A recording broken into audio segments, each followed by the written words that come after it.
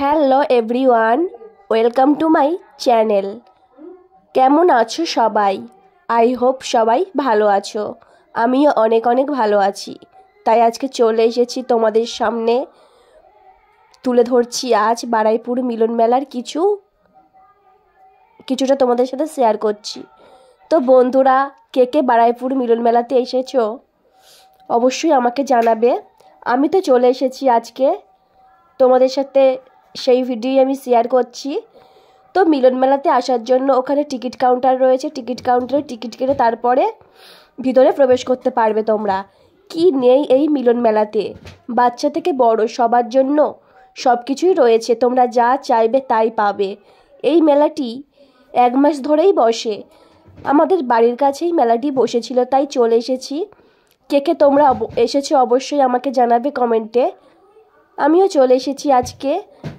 দেখলাম যে খুবই ভিড় ছিল না, খুবই ফাঁকা, তো কেনাকাটা করতে সুবিধা হয়েছে, ঘুরতেও বেশ ভালো লেগেছে। মানে প্রচুর দোকানপাট বসেছিল, তোমরা দেখতেই পাচ্ছ। মেয়েদের কুর্তি মাত্র 200 টাকা থেকে শুরু, আর এই যে প্যান্টগুলো ছিল এটা 150 টাকা দিয়ে শুরু, প্লাজো প্যান্ট, তোমরা অনেকেই জানো। তো খুবই কম দামে এখানে বিক্রি হচ্ছিল, আমি তো নিয়েছি।